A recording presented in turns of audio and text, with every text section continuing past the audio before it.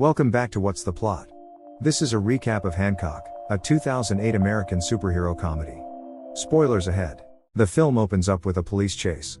It then cuts to a man sleeping on the floor. A little boy walks over and tells the man, Hancock, to wake up as there is bad guys on the TV. Hancock tells the boy to get out of his face, so the boy walks off. Hancock looks around and then launches into the air, flying through the city with a drink in his hand. He heads towards the bad guys, accidentally making the police crash on the way. He rips the back of the bad guy's car off and they point a gun at him. Hancock tells them to give themselves up. They start shooting him but nothing happens. He stomps through the floor of the car, making it come to a halt, and then lifts the car in the air and flies around the city. The men beg him to put them down, but he ends up throwing the car on the top of a building. We then see Hancock watching himself on the news. The news reporter says Hancock has done $9 million worth of damage. A girl walks over to Hancock, asking him what it's like when he flies. He isn't interested in speaking to her at first, but then asks her if she's got a car. She says yes. They drive back to his trailer and get freaky. Afterwards, the girl goes to the bathroom. Hancock tries talking to her through the door, saying he will fly with her and show her the world. She doesn't reply, so he opens the door, but she's gone. We then see a group of businessmen. A man called Ray Embrey is giving a presentation about charity. After the presentation, he makes his way home, but gets stuck in traffic. He sees a train start approaching, making him panic as his car is on the train tracks. Hancock appears and knocks on the windscreen. He then lifts the car and throws it, saving Ray. He stands on the train tracks and stops the train with only his body. Everyone gets out their cars and looks at him, so he calls everyone idiots for blocking the intersection. They start shouting at him, asking why he didn't just fly straight up in the air with the car, and that they should sue him for the damage he's caused. Ray then walks over and sticks up for Hancock, saying he saved his life and thanks him. Everyone walks away. Ray asks if he could get a lift home, and then we see his car fall and land back at his house. Hancock meets Ray's family, his son Aaron and wife, Mary. He tells them Hancock saved his life and briefly explains to them what had just happened. Ray offers Hancock dinner and he accepts. They walk inside, but Mary stands still looking concerned. They all sit down and eat meatballs for dinner. They ask Aaron about Michelle, Aaron's bully, and Hancock tells Aaron how to deal with bullies, by kicking them where it hurts. Mary gets annoyed at Hancock, saying not everything gets resolved with brute force and disruption. After dinner, Ray asks to return the favor of saving his life, saying he is in public relations and that he can change the way people see Hancock. He says they should see him as the superhero he is, instead of hating him. Ray gives him his business card and asks him to give him one pitch. Hancock flies off.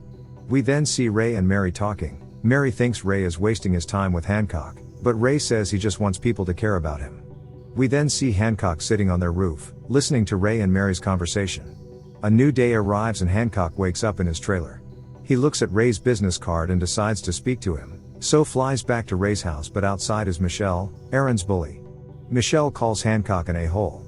He repeatedly calls him it, so Hancock launches Michelle into the air.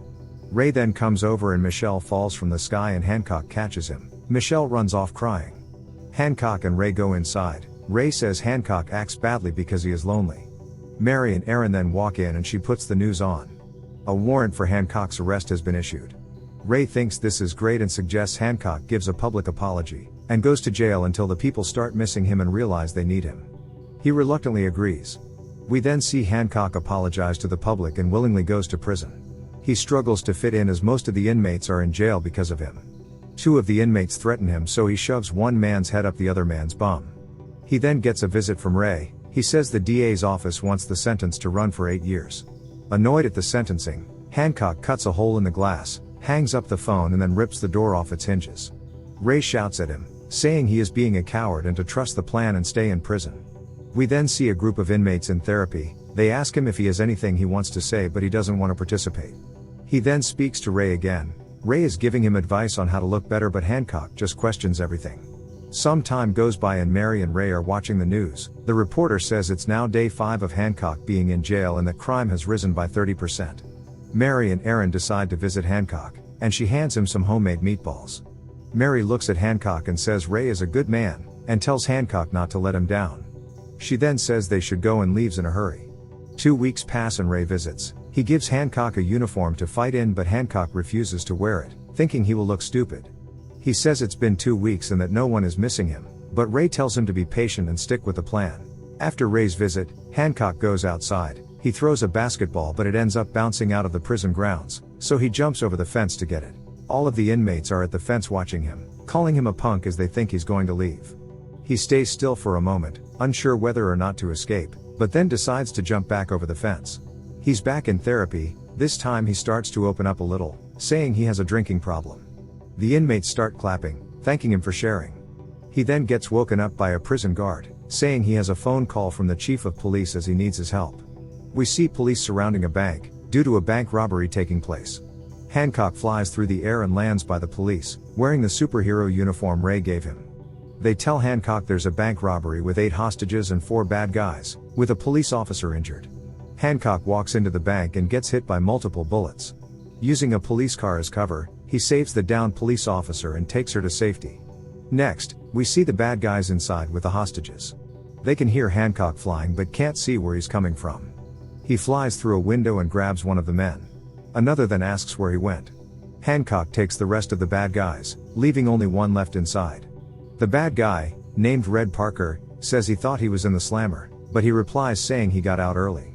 Red is holding an explosives remote. He has explosives strapped to the hostages. If his thumb comes off it, then boom. He tells Hancock to break into the vault as there's $30 million inside, and that he must carry him away safely with the money, or else everyone dies. Hancock refuses, making Red call him an a-hole. Hancock says he really doesn't like that word, so he flattens a piece of metal and throws it like a frisbee at the man, cutting his hand off that's holding the remote to the explosives. Hancock walks out with all of the hostages and gives the severed hand to the police, telling them to keep the thumb on the button. Everyone starts applauding Hancock. He looks around, puts his sunglasses on and flies off. Ray watches this unfold on TV and runs around his house in excitement. Next, we see Hancock, Ray and Mary getting out of a car with paparazzi snapping shots of him. They sit down in a restaurant and talk about how Ray and Mary met. Ray asks where Hancock is from, thinking he's from another planet. Hancock says all he remembers is waking up in hospital with a fractured skull. He doesn't remember any of his life prior to the accident, but guesses he was a regular guy, and then when he woke up he had changed. The hospital nurse tried putting a needle in his arm and it broke against his skin, and then his fractured skull healed within an hour.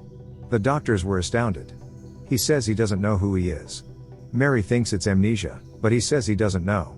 Ray is surprised that he doesn't know about any of this. Hancock says it happened about 80 years ago and that he also doesn't age. He was upset that no one was there at the hospital for him. Mary starts crying. She says she's sorry. After dinner they go back to Ray's house and Hancock helps a drunk Ray to bed. He then goes downstairs and sees Mary in the kitchen. They look at each other, and Mary looks at Hancock's hand as he has a bruise on it. He says he doesn't know what it is and that he's been feeling funny. She says he should go as it's getting late, but then Hancock leans in and they share an intimate kiss. Next minute, Mary throws Hancock through the house, making Hancock realize Mary is the same as him. She says if Ray finds out about her, then Hancock is dead. Ray wakes up the following morning and sees a massive hole in his house. Mary makes up a lie, saying Hancock did it by sneezing. Hancock then shows up and Mary tells him that she was just telling Ray about last night, so Hancock plays along. Ray's phone rings and he walks away from the kitchen. Hancock grabs a kitchen utensil and tries stabbing Mary with it, but the metal just bends against her skin. He then grabs a rolling pin and hits her over the head with it, but it breaks in half, not hurting her at all. He tells her they need to talk, but she tells him to go away, so he grabs 2 frying pans and goes to hit her, but she ends up turning around before he does. She says they will talk, but he has to leave her and her family alone afterwards. We then see the robbers in prison, talking to other inmates, making a plan to get Hancock. Mary arrives at Hancock's trailer to talk. He says they are the same, but Mary says she is stronger than him, and that there is only them 2 in the world. He asks who they are to each other. She replies saying they are brother and sister. Hancock doesn't believe her as she kissed him the night before, so he says he's going to tell Ray about her and flies off. She flies off trying to catch him. They end up in the city and start arguing. He calls her crazy and the word triggers her, so he calls her crazy again. She lifts up a truck in front of everyone and makes it land on top of him. The weather starts changing and the sky turns gray. She makes multiple tornadoes, as well as lightning. They run towards each other and collide, continuing to fight through the air. They smash through buildings, including Ray's office. Hancock tries calming her down, but she says she hates him. He apologizes to her for whatever he's done, and that he can't remember his past, but she is the most beautiful thing he's ever seen. Ray witnesses it all and Mary starts crying. They all end up back at Ray's house. Ray asks how Mary was flying. She explains that technically her and Hancock are married, but they broke up decades ago. Ray is upset that she knew and never said anything. She says her and Hancock are drawn to each other, and that they are built in twos.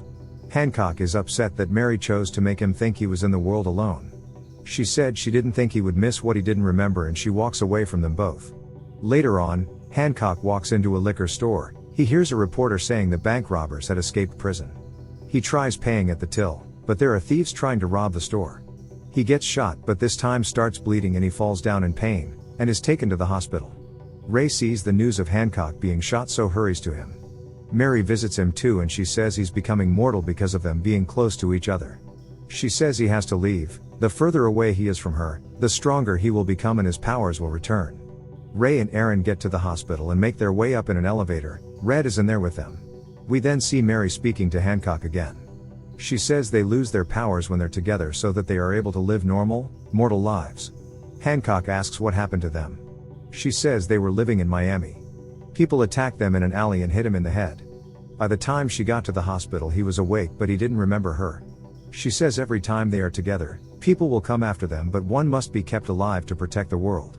Suddenly, the escaped prisoners find Hancock and try to shoot him, but Mary gets caught in the crossfire. Hancock takes her to another room. She's bleeding and screaming in pain. He starts fighting the men whilst doctors pin Mary down trying to help her. One prisoner stabs Hancock in the back. He screams, and so does Mary, as if she can feel his pain too. The man strangles Hancock, and Mary feels herself being strangled as well. Hancock eventually throws the man out of the building, but Mary stops breathing. The doctors try bringing her back to life using a defibrillator. Red then speaks to Hancock. Hancock walks over to him but stops every time, as he can feel the doctors shocking Mary. He falls to the ground and Mary's heart stops. Red goes to shoot him, but Ray comes and cuts Red's hand off just in time. He then hits him in the chest and he falls to the floor. Hancock and Mary both appear to be dead. Hancock then wakes up and the doctors help him up from the ground. He walks past Ray and Aaron and jumps out of the hospital. When he does, Mary's heart starts beating again. He knows the only way to save her is for him to get as far away from her as possible. He uses all his energy to get away and they don't see him again. 1 month passes. Ray and his family receive a call from Hancock, who is now living in New York, revealing that he has imprinted the moon's surface with Ray's charity logo. The film ends with Ray and Mary kissing. Please make sure you like this video, subscribe to the channel, and turn on your notifications so you never miss a recap. Thanks for watching.